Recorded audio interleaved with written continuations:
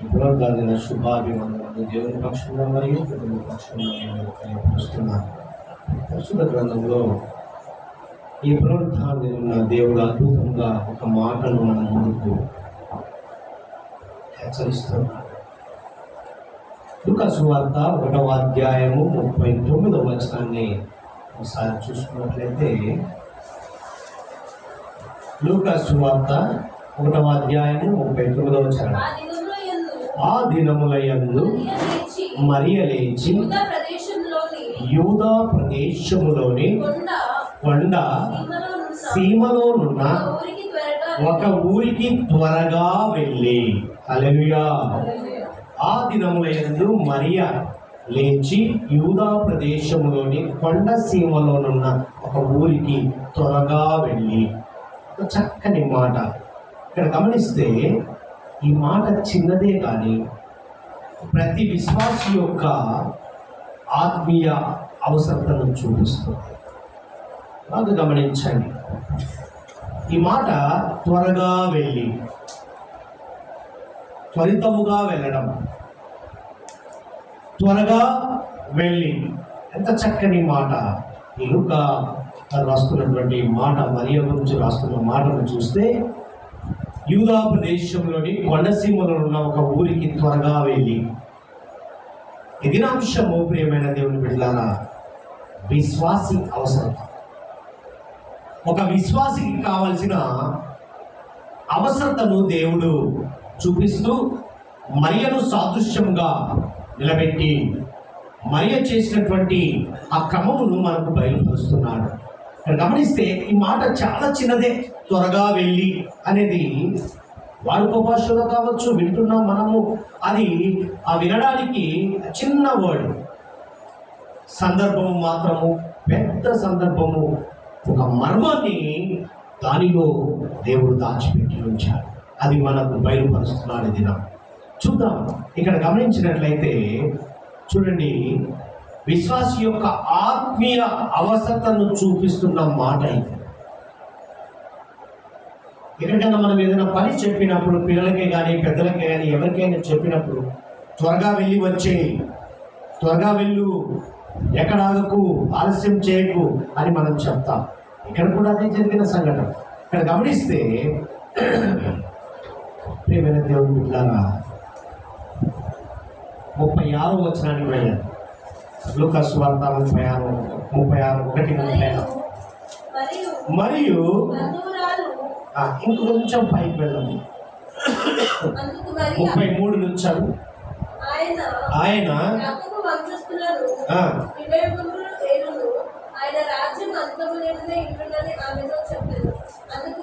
అందుకు మరియా, నేను పురుషుని ఎరగని దాననే,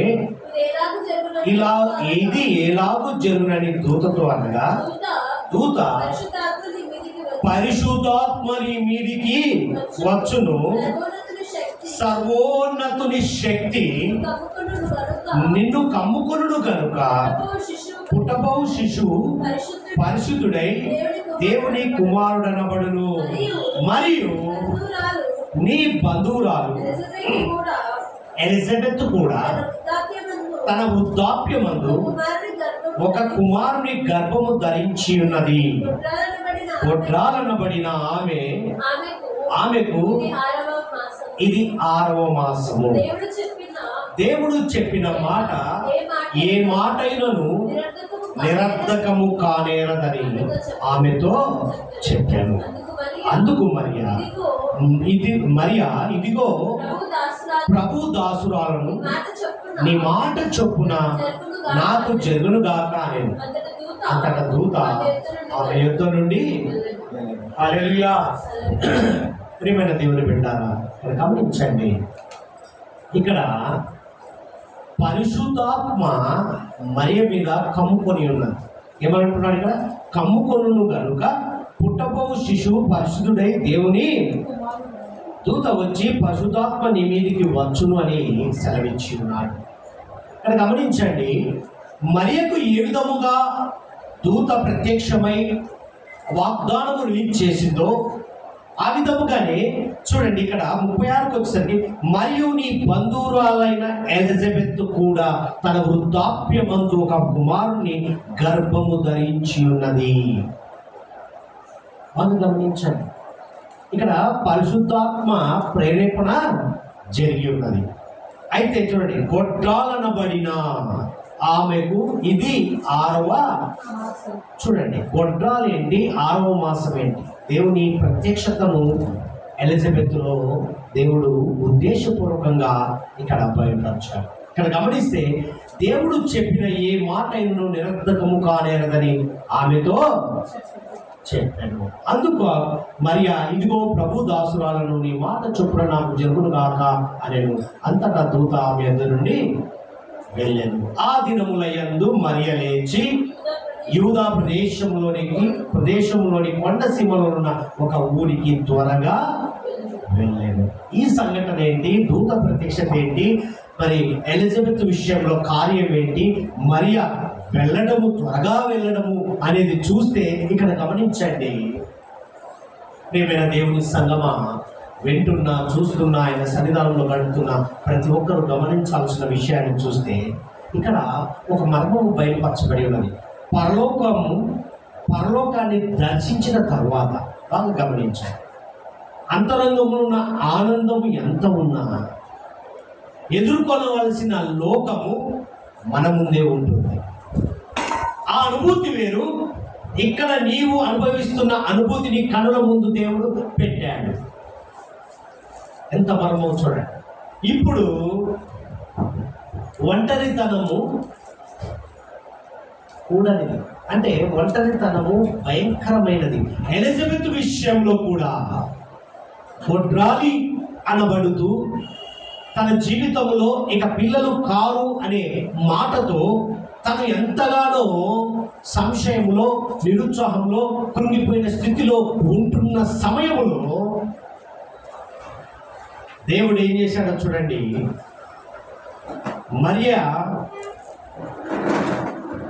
మరియను నడిపించడం అనేది గొప్ప కారణం జరుగుతుంది. ఇక్కడ గమనిస్తే, మరియు మన ఆత్మీయ అవసరతను పరలోక వర్తమానం నుండే స్వీకరించబడుతుంది. మన ఆత్మీయ అవసరత ఎక్కడి నుంచి వస్తుందండి? అక్కడి నుంచి వచ్చింది. ఎక్కడి నుంచి వచ్చింది? మరియకు పరిశుద్ధాత్మ ప్రేరేపణ మరియ మీద కమ్ముకొని బయలుపరిచి, మరియ ద్వారా ఎలిజబెత్ కూడా అనుగ్రహం జరిగింది. ఇక్కడ గమనిస్తే ఒక చిన్న లాజిక్ కనపడుతుంది మనకు. ఏంటిది ఆ మాట అంటే, ఈమె త్వరగా వెళ్ళడము, పరిశుద్ధాత్మ కమ్ముకొని ఈమె గర్భము ధరించేది ఈమెకు దేవుడిచ్చిన వాగ్దానము. అయితే ఈమెకు వార్తను ఎలిజబెత్ విషయంలో 6వ మాసం అని తెలియపరచడము. ఈమె ఆ వార్త విన్న వెంటనే ఈమె ఏం చేసిందంటే చూడండి 39కి వచ్చేసరికి, ఆ దినములయందు మరియ లేచి యూదా ప్రదేశంలోని కొండసీమలో ఉన్న ఒక ఊరికి త్వరగా వెళ్ళి, అంటే వార్త తెలిసిన తదుపరి ఆ దేవుడిచ్చిన ఆ సంతోషమైన వార్త ఎలిజబెత్కు తెలియపరచాలని త్వరగా వెళ్ళింది. అనగా ఇక్కడ గమనిస్తే సహవాసాన్ని కలుపుకోవడానికై వేగిరం పడి త్వరగా వెళ్ళింది. సహవాసంలోనికి వేదనతో, బాధతో ఉన్నటువంటి ఆ వృద్ధాప్య దశలో ఉన్న ఎలిజబెత్ను సంతోషమైన వార్తను తెలియపరచడానికి త్వరగా వెళ్ళింది మరియా. వెళ్ళి ఏం జరిగింది చదువు తదుపరి. జకరియా చూడండి, త్వరగా వెళ్ళి ఆ ఇంటిలో ప్రవేశించి వందనాలు చెప్పి ఎలిజబెత్ మరి యొక్క వందన వచనమును వినగానే చూడండి, నిరుత్సాహంతో ఉన్నటువంటి, వేదనతో ఉన్నటువంటి, ఇక నాకు పిల్లలు కారు, నేను గొడ్రాలిని అనుకుంటున్న వ్యక్తిని పలకరించే సమయంలో దేవుడు చూపించినటువంటి ఆ పరిశుద్ధాత్మ ప్రత్యక్షను గమనించినట్లయితే, ఎలిజబెత్ మరియ యొక్క వందన వచనము వినగానే ఆమె గర్భములో శిశువు గంతులు. గొడ్రాలేంటి? ఆరో మాసం ఏంటి? శిశువు గంతులు వేయడం ఏంటి? 3 కార్యాలు జరిగాయి అక్కడ. ఆమె శిశువు ఎప్పుడైతే మరియా ఎలిజబెత్కు వందనాలని తెలియపరచగానే ఎక్కడ లేని సంతోషము తన కడుపులో ఉన్న శిశువు ఎగిరి గంతులు వేసినట్టుగా ఇక్కడ బయలుపరిచాడు.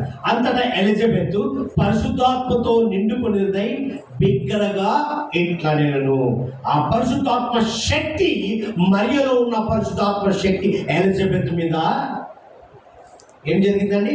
ప్రేరేపణ జరిగి ప్రత్యక్షతను కనపరిచి ఆ వందనములు చెప్పడంలో సహవాసం అనే బంధం ఏర్పడింది. ఈ సమాచారము తెలియపరచాలని త్వరగా వెళ్ళింది.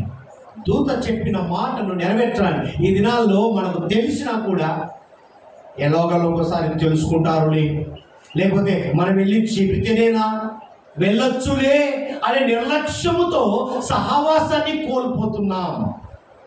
ఈ దినం బాగా గమనించాలి. నీ జీవితంలో తెలిసిన విధానాన్ని, సంతోషాన్ని, దేవుడు తెలియపరిచిన విధానాన్ని నువ్వు ఎంత త్వరగా వెళ్ళి చెబితే అప్పుడు సహవాసము కలుగుతుంది. విశ్వాసికి అవసరం ఏంటి?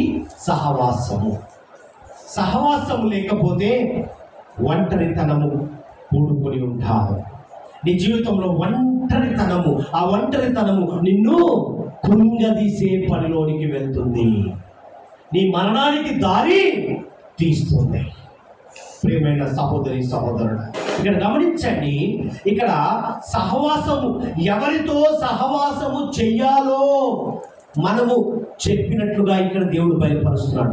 మరియా ఎవరితో సహవాసం చేసిందండి? ఎలిజబెత్తో సహవాసం చేసింది. అందుకే ఆమె ఇక్కడ 1వ అధ్యాయము ఈ 36 నుంచి 56 వచనాల వరకు గమనిస్తే ఇక్కడ చూడండి, ఆ సంతోషంలో నిండుకున్నదై బిగ్గరగా, స్త్రీలలో నీవు ఆశీర్వదింపబడిన దానవు, నీ గర్భఫలమును ఆశీర్వదింపబడును. నా ప్రభు తల్లి నా యొద్దకు వచ్చుట నాకు ఎలాగూ ప్రార్థించను. ఇదిగో నీ శుభవచనము నా చెవిన పడగానే నా గర్భంలోని శిశువు ఆనందముతో గంతులు. హల్లెలూయా. కృంగినప్పుడు, కృషించినప్పుడు, నిరుత్సాహంతో ఉన్నప్పుడు పలకరింపు చాలండి, ఆనందం వ్యక్తపరుస్తుంది. ఇంకా కృంగదీస్తూ ఉంటే, ఇంకా కృంగిపోయిన, కృషించిపోయిన స్థితిలో ఇంకా నువ్వు రాళ్ళు వేస్తూ ఉంటే నీ జీవితము శిథిలమైపోయే స్థితిలోనికి వస్తుంది. బాగా గమనించండి, సహవాసము అవసరము. దేవుడు తెలియపరుస్తున్నాడు. చూడండి, వీరిద్దరిలో ఒకటి మాట గమనించారా? వీరిద్దరిలో ఒకే అవసరత. ఏమవసరత అది? గర్భం. ఒకే పరిశుద్ధాత్ముడు ప్రేరేపణతో ప్రత్యక్షమై దూతను నడిపించి మొదటిగా మరియకు నిన్ను పరిశుద్ధాత్ముడు కమ్ముకొని ఉన్నాడు, పరిశుద్ధాత్మ శక్తి నీ మీద కుమ్మరింపబడింది అని మొదట తెలియపరిచాడు. రెండవదిగా నీ బంధువురాలైన ఎలిజబెత్ కూడా వృద్ధాప్యమందు ఒక కుమారుని గర్భము ధరించి ఉన్నది అంటున్నాడు. 6వ మాసం అని తెలియపరిచాడు. అదేంటి? గొడ్రాలేంటి? 6వ మాసం ఏంటి? ఎప్పుడైతే తనకు పొందుకున్న విధానాన్ని పక్కకు పెట్టి తనకిచ్చిన ఆ పరిశుద్ధాత్మ నాకే వచ్చింది నాని ఆమె ఇంటిలో ఉండలే, త్వరగా వెళ్ళి తన బంధువురాలైనటువంటి ఎలిజబెత్ కొరకు త్వరగా తనకున్నది మరచిపోయి, తనకున్న శ్రమను మరచిపోయి, తనకున్నటువంటి బాధలు గాథలు అన్ని మరచిపోయి త్వరగా వెళ్ళి సహవాసాన్ని కలుపుకున్న స్థితిని ఇక్కడ బయలుపరిచి. ప్రియ సహోదరి సహోదరుడా, వింటున్న నీవు, చూస్తున్న నీవు, ఈ దినము సన్నిధానంలో గడుపుతున్న నీవు, నీ దినచర్యలో కానీ, నీ విశ్వాస జీవితంలో కానీ, దేవుడు నీకు ఇచ్చిన భాగ్యంలో, నీ ప్రయాణంలో నువ్వు కోల్పోతున్నది ఒకటే గమనించు, సహవాసం. ఈరోజు కోల్పోయామని దేవుడు హెచ్చరిస్తున్నాడు. వృద్ధాప్య దశలో ఎలిజబెత్కు సహవాసాన్ని దేవుడు గర్భంతో పాటు ఎలిజబెత్ అడుగుపెట్టి వందనం చెప్పేసరికి కడుపులో ఉన్న శిశువు అంట బిగ్గరగా గంతులు వేసినట్టుగా కనపడుతుంది. ఆమె ఆనందములో ఆశీర్వాద వచనాలను పలికింది. ప్రభువు ఆమెకు తెలియజేయించిన మాటలు సిద్ధించును కనుక నమ్మిన ఆమె ధన్యురాలనెను. అప్పుడు మరి ఇట్లా, నా ప్రాణము ప్రభువును గణపరుచుచున్నది, ఆయన తన దాసురాలని దీన స్థితిని కటాక్షించెను. దీన స్థితిలో ఉన్న ఎలిజబెత్ విషయంలో కటాక్షము చూపించాడు దేవుడు. ఈరోజు నీ నా మన జీవితంలో కూడా కటాక్షం అవసరం, దేవుని కటాక్షం అవసరం. ప్రియ సహోదరి సహోదరుడు, చూడండి, నా ఆత్మరక్షకుడైన దేవుని యందు ఆనందించెదను. హల్లెలూయా. ఇలా చదువుకుంటూ వెళ్తూ ఉంటే మరియా ఇంచుమించు 3 నెలలు ఆమెతో కూడా ఉండి పిమ్మట తన ఇంటికి తిరిగి, త్వరగా వచ్చిన వ్యక్తి త్వరగా వెళ్ళిపోలే. 3 మాసాలు గడిపింది. ఆ సంతోషములో తనకున్నటువంటి ఆ భారాన్ని పక్కకు పెట్టింది, తనకున్నటువంటి లక్షణాలు, తనకున్నటువంటి వ్యక్తిత్వాన్ని అన్నిటినీ పక్కకు పెట్టి ఎలిజబెత్తో సంతోషంతో గడిపి 3 మాసాలు గడిపింది. అటువంటి సహవాసం నీలో ఉందా? దేవుడు అడుగుతున్నా. మనకెందుకులే, అవి ఉంటే ఉండని, నా మటుకు నేను, నా కుటుంబము, నా పిల్లలు సంతోషంగా ఉంటే చాలు అనుకున్నదా? తనకిచ్చిన వాగ్దానాన్ని పక్కకు పెట్టేసింది. తన బంధువురాలకి ఎలిజబెత్కి ఇచ్చిన వాగ్దానాన్ని తెలియపరచడానికై నడిపింపు జరిగి, ఇక్కడ ఒకే అవసరత, ఒకే దైవ దర్శనం కలిగిన ఇద్దరు కలుసుకోవడంలో ఆలస్యము కాకూడదు. ఆలస్యమైందా ఆశీర్వాదం కోల్పోదా.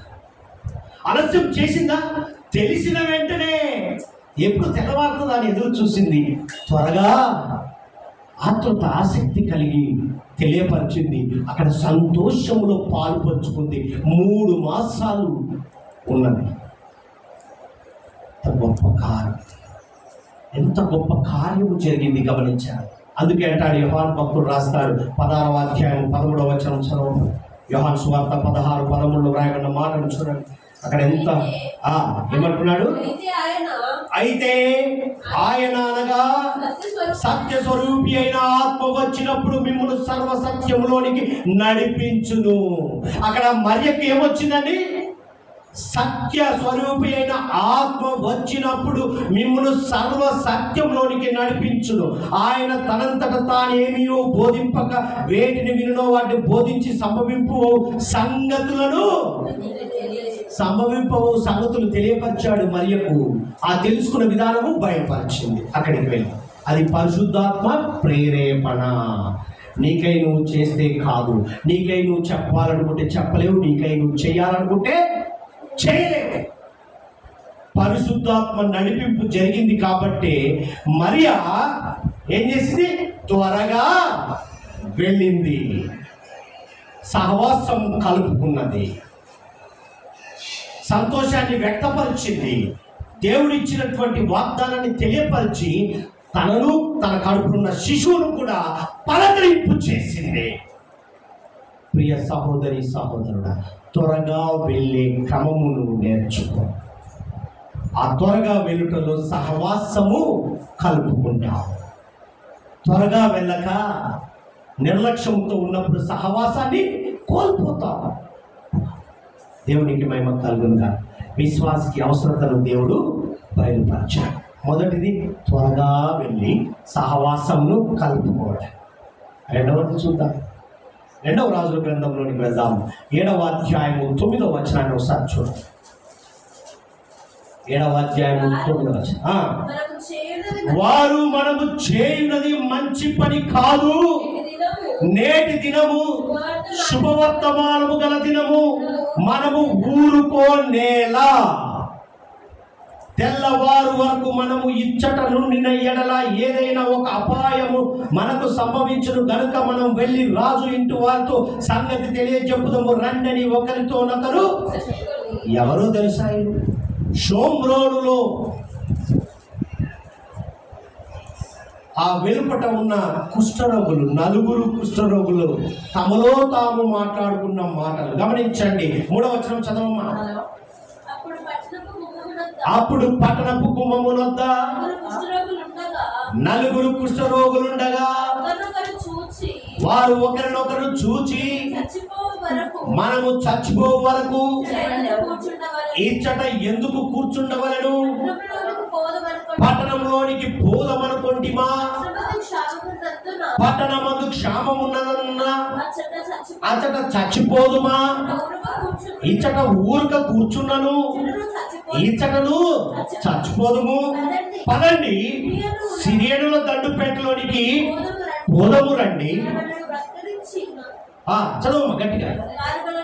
వారు మనల్ని బ్రతుకనిచ్చిన బ్రతుకుదుము, మనల్ని చంపిన చస్తుము అని చెప్పుకొని సంధ్య చీకటి యందు సిరియనుల దండు వెలుపలి భాగమునద్దకు రాగా అచ్చట ఎవరును కనబడక పోయిరి. యెహోవా, చూడండి ప్రియమైన సహోదరి సహోదరులా, వెలుపల ఉన్నా లోపలికి పోయినా అక్కడికి వెళ్ళినా చస్తాము, ఇక్కడున్నా చస్తాము. ఏది ఏమైనా మనం వెళ్దాం. వారిలో కలిగిన ఆ ఆలాపన, ఆ తలంపు దేవుడు గమనించాడు. ఈ కృష్ణరోగులు మాట్లాడుకుంటున్నాను. ఆ పాలెం లోపలికి వెళ్ళినా ఆ కరువు ప్రాంతం ఉంది, వెళ్ళినా చస్తాము, వెళ్ళకపోయినా చస్తాము. ఏది ఏమైనా తెగిద్దాం అని చెప్పి వాళ్ళు ఏం చేశారంటే, మనము వెళ్ళి, బాగా గమనించండి వాళ్ళ ఆలోచన ఎలా ఉంది, వాళ్ళ తలంపు. మనం వెళ్దాం, చచ్చినా దేవుని కొరకే, బతికినా హల్లెలూయా. వారు ఏం చేశారు, వారి తలంపు మార్చుకొని వారు దేనికైనా సిద్ధము అని వారు వెళ్ళారు. వెళ్ళిన వెంటనే ఏమైందో చూడండి. యెహోవా రథముల ధ్వనియు, గుర్రముల ధ్వనియు, గొప్ప సమూహపు ధ్వనియు సిరియనుల దండునకు వినబడినట్లుగా చేయగా. హల్లెలూయా. దేవుని కార్యము చూడు. వీరి తలంపు, వారు వెళ్ళాలి అనుకున్నప్పుడు అక్కడ ఏం జరిగిందండి? సిరియనుల కంట ఆ దండుకు ఒక గొప్ప శబ్దాన్ని వినిపించాడు దేవుడు. ఏమని?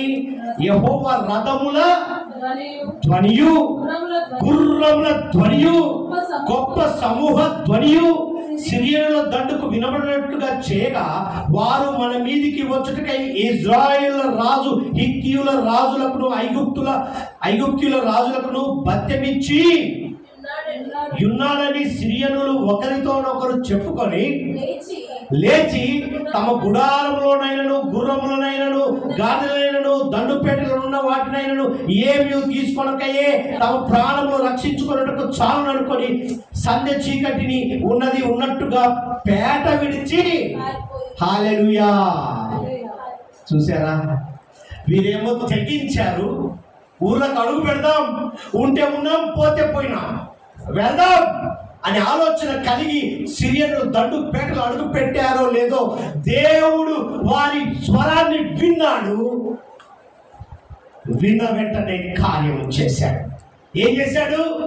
ఆయన గొప్ప రథముల ధ్వనియు, మహాశబ్దము, ఒక దండు వస్తుంది మన మీదికని సిరియన్లు తెలుసుకొని వారు ఉన్నపాటుగా అన్నిని విడచి పారిపోయారు. దేవునికి తెలుసండి నీ తలుపు ఏంటో. మనం వెళ్దాం అనే తలుపు కలిగి త్వరగా వెళ్ళింది. మనము వెళ్దామని నలుగురు మాట్లాడుకోవడము దేవుడు విన్నాడు. నువ్వెప్పుడైతే నీ మనసులో ఆ పురి కొలుపుకున్న విధానాన్ని దేవుడు గమనిస్తాడో అప్పుడే నీ పట్ల కార్యము జరుగుతుంది. ఆ కుష్ఠరోగులు మాట్లాడుకున్న విధానం దేవుడు విన్నాడు. విని అక్కడ కార్యం చేశాడు. చూడండి ఎంత గొప్ప కార్యం అంటే, ఆ చదవమ్మా చూడండి. కాబట్టి ఆ కుష్ఠరోగులు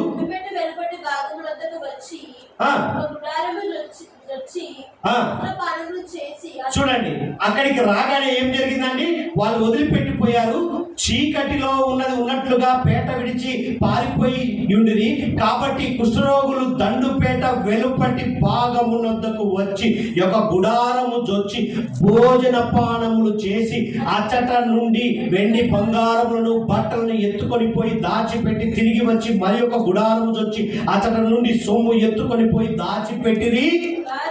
వారు మనము చేయునది, దేవుడు ఇంత భాగ్యము, మనం చస్తామా బతుకుతామా అనే ఉద్దేశం కలిగి ఉంటే మనం వస్తుండగానే దేవుడు గొప్ప ధ్వనిని వినిపించి వారు పారిపోయేటట్టుగా చేసి మన కడుపు నింపాడు, మనకన్నిటినీ కల్పించాడు. మనం దాచిపెట్టుకోవడం మంచి పని కాదు. చూసారా,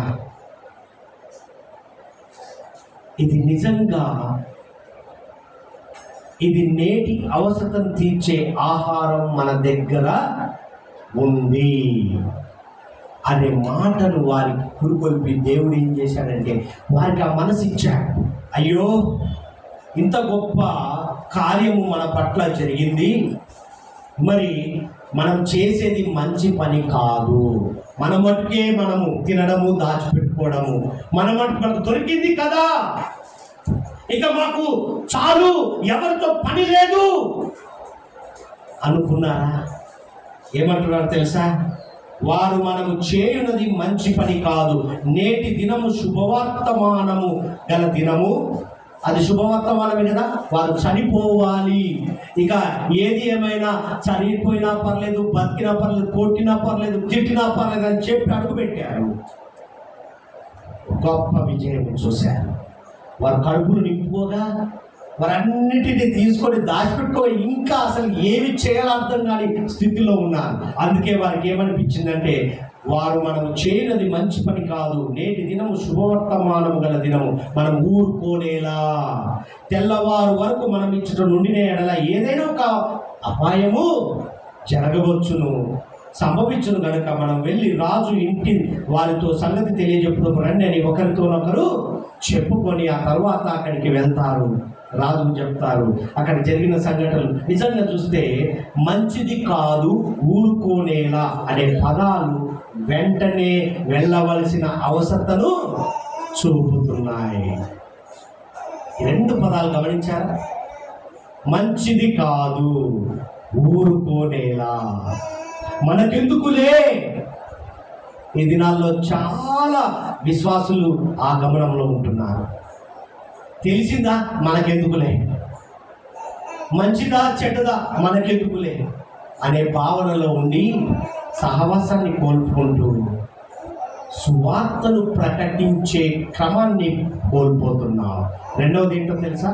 సువార్తను ప్రకటించే పని. మరి ఏం చేశారు కుష్ఠరోగులు? వారు చనిపోతాం, అసలు బయట ఉన్న లోపల ఉన్న చచ్చిపోతామని చెప్పి వారు అడుగు పెట్టారు, కడుపు నింపుకున్నారు. వారి వరకు వారు క్షేమము, వారికి ఇంకా సమృద్ధి. అయితే ఈ సువార్తను, ఈ మంచి పనిని, ఈ మంచిది ఊరుకుంటే ఎలా అని చెప్పి వారు సువార్త తెలిసిన విధముగా సువార్తను ఆ ప్రాంతమంతా తెలియపరిచారు. వెంబడే లేచి వారు ఏం చేశారంట చూడండి, 13వ వచనానికి వెళ్తే, అప్పుడు అతని సేవకులో ఒకడు ఇలాగ మనవి చేశాను, ఇంతకు ముందు ఇజ్రాయెల్ వారిలో బహుమంది మనుషులు లయమైపోయారు కదా, ఇక 5గురు లయమైపోవట అపురమా? నీకు అనుకూలమైన ఎడల పట్టణమందు మిగిలి ఉన్న రౌతులతో 5గురు తీసుకొని పోనిమ్ము, మనము వారిని పంపి చూచెదమని చెప్పాను. వారు జోడు రథములు గుర్రములను తీసుకుని సిరియనుల సైన్యం వెనుకపోయి చూచి రండి రాజు వారికి సెలవిచ్చి పంపాను. కాబట్టి వారి వెనుక యోర్దాను నది వరకు పోయి సిరియనులు తొందరగా పోవచ్చు, పోయినంత లెక్క పారవేసిన వస్త్రములను సామానులను చూచి ఆ దూతలు తిరిగి వచ్చి రాజుతో సంగతి తెలియజెప్పగా జనులు బయలుదేరి సిరియనులు దండుపేటను దోచుకొనిరి. కాబట్టి యెహోవా మాట చొప్పున రూపాయి ఒకటింటికి ఒక మానిక సన్నని పిండియు 2 మానికలు ఎవళ్ళు అమ్మబడేనని ఎవని చేతి మీద రాజు ఆనుకొని ఉండెనో ఆ అధిపతి ఆ ద్వారం నిలబడుటకు నిర్ణయింపబడగా రాజు దైవజనుని యొద్దకు వచ్చినప్పుడు ఆ దైవజనుడు అతనితో చెప్పిన ప్రకారం ద్వారమందు జనులు త్రొక్కుడుట చేత అతడు మరణమాయెను. దేవునికి మహిమ కలుగునుగాక. ఇక్కడ అస్సలు నిర్వచనం ఏంటంటే, చూడండి, ఇక్కడ కరువుతో అల్లాడిపోతున్న ప్రజలను ఆకలి తీర్చేందుకు వెంటనే వెళ్ళాలి అని కుష్ఠరోగులకు ఆ మనస్సు రావడము దేవుని ఉద్దేశం. ఈ దినము కరువుతో, ఈ దినము దేవుని వాక్యము కొరకై, దేవుని వాక్యం కొరకై మరి ఎదురు చూస్తున్న ప్రజలకు సువార్త అందించే క్రమంలో నువ్వు ఉన్నావా అని దేవుడు అడుగుతున్నాడు. ఆ కుష్ఠరోగులు తెగించారు, వెళ్ళారు. వారు కడుపు నింపుకొని ఏమంటున్నారంటే, మంచిది కాదు ఇది, మన వరకే కాదు, ఊరుకున్ననేలా, ఊరుకోవడం ఎందుకు, మనము సువార్తను ప్రకటిద్దాం. ఎందుకు అన్నారంటే, నేడు రక్షించబడిన వారిగా మనం ఉన్నందున ఆ బాధ్యతను నెరవేరుతాం అని చెప్పి వారు ఏం చేశారంటే మంచి పని చేశారు. వెళ్ళారు, వెళ్ళి వారు ఏం చేశారు, రాజుకు తెలియపరిచారు. అంటే అక్కడ ఒక గొప్ప మర్మం జరిగింది, గమనించండి. వారు ఏం చేశారంటే, మనం ఆ పొలము దగ్గర అక్కడ బయట మనం ఉంటే వీళ్ళు వస్తారు, వీళ్ళని అటాక్ చేయొచ్చు అన్న ఆలోచనతో ఉన్నారు వాళ్ళు. కానీ దేవుని భయాన్ని అక్కడ బయలుపరిచారు. ఇదంతా ఒక క్రమము. అయితే ఇక్కడ మనకు అవసరం ఏంటంటే సువార్తను చెప్పే క్రమాన్ని బయలుపరిచారు. మార్కు సువార్త 16:15 రాయబడి ఉంటుంది చూడండి. నేను సర్వలోకానికి వెళ్ళి సర్వ సృష్టికి, చూడండి అక్కడ రాయబడిన మాట, మరియు మీరు సర్వలోకమునకు వెళ్ళి సర్వ సృష్టికి. నీకు తెలిసింది తెలిసినట్టుగా, విన్నది విన్నట్టుగా, రుచి చూసింది రుచి చూసినట్టుగా, నింపుకున్నవాడిని నింపుకున్నట్టుగా ఉండకుండా వెళ్ళి బయలుపరచాలి కుష్ఠరోగులు. అందుకే అపోస్తలుల కార్యం 20:20 రాయబడిన మాటలు ఒకసారి చూస్తే చూడండి అక్కడ, మరియు ప్రయోజనకరమైనది ఏదియూ దోచుకొనక బహిరంగముగాను ఇంటింటను మీకు తెలియజేయచ్చు, బోధించు, దేవుని ఎదుట మారు మనసు పొంది మన ప్రభు అయిన యేసుక్రీస్తునందు విశ్వాసం ఉంచవలనని యూదులకును గ్రీసు దేశస్థులకును ఎలాగూ సాక్ష్యం ఇచ్చుచుంటినో ఇదంతయు మీకు తెలియను. హల్లెలూయా. పౌలు భక్తుడు ఏ విధంగా చెప్పాడు. ఈరోజు వీరు చేసిన క్రమం కూడా సువార్త ప్రకటన చేశారు. సహవాసము, సువార్త ప్రకటన విశ్వాసకి అవసరం. ఈ కుష్ఠరోగుల సంభాషణను విన్నారు కదా. ఈ దినం మనకెందుకులే, సువార్త చెప్పేవాళ్ళు సువార్త చెప్తారు, సహవాసం చేసేవాళ్ళు సహవాసం చేస్తారు అనుకున్నావా? నీ మటుకు నీవు ఆలోచన చేయదు. దేవుడు నీకు ఇచ్చిన బాధ్యత, మరియకి ఇచ్చాడు బాధ్యత. మరియ ఊరుకున్నదా? త్వరగా వెళ్ళింది, ఏం చేసింది? సహవాసం కలుపుకుంది. కుష్ఠరోగులు మా కడుపు నింపుకున్నాంలే, మాకు దొరికింది, మేము బ్రతికి ఉన్నాం అనుకున్నారా? ఆకలితో అలమటిస్తున్న వారికి కూడా తెలియపరచారు. అటువంటి మనస్సు మనలో ఉండాలి. ఇక్కడ గమనించండి, త్వరగా వెళ్ళారు, త్వరగా వెళ్ళింది, సహవాసంలోకి వెళ్ళింది. మనం వెళ్దాం, సువార్తను ప్రకటిద్దామనే ఆలోచనతో కుష్ఠరోగులు వారితో పాటు అనేకులను రక్షించే క్రమంలోనికి వెళ్ళారు. మూడవది చూద్దామా? మత్తయి సువార్త 5వ అధ్యాయంలోనికి వెళ్ళాం. 5వ అధ్యాయంలోనికి వెళ్ళాం. 24వ వచనాన్ని ఒకసారి గమనించు. 5:24 చూడండి. అక్కడ హల్లెలూయా, బాగా గట్టిగా చదువు. అక్కడ బలిపీఠమును ఎదుటనే నీ అర్పణమును విడిచిపెట్టి మొదట వెళ్ళి నీ సహోదరునితో సమాధానపడు, అటు తర్వాత వచ్చి నీ అర్పణను. హల్లెలూయా. చూడండి ప్రియమైన సహోదరి సహోదరుడా, మూడవది ఏంటో తెలుసా? సమాధానము. విశ్వాసకి ఏమవసరం? సమాధానము. ఇక్కడ గమనించండి, నువ్వు ఉన్న స్థలము దేవుని మందిరమే అయినా, నువ్వు అర్పించేది వాక్యానుసారమైనదైతే, అంతకంటే మరి ముఖ్యంగా నీ ప్రతి వాళ్ళతో సమాధాన పడడము మరింత అవసరమని దేవుడు బయలుపరుస్తున్నాడు. సమాధానం లేకుండా అక్కడ ఏమంటాడు? అక్కడ బలిపీఠమును ఎదుటనే నీ అర్పణమును విడిచిపెట్టి మొదట వెళ్ళి నీ సహోదరునితో సమాధాన పడుము, అటు తర్వాత వచ్చి నీ అర్పణను నాకు చెల్లించబడ్డాడు దేవుడు. నీవు సమాధానం లేకుండా, సహవాసం లేకుండా, సువార్త ప్రకటన లేకుండా, సమాధానం లేకుండా నీవు ఆరాధించిన, నువ్వు అర్పించిన కానుక నాకు అక్కర్లేదంటున్నాడు దేవుడు.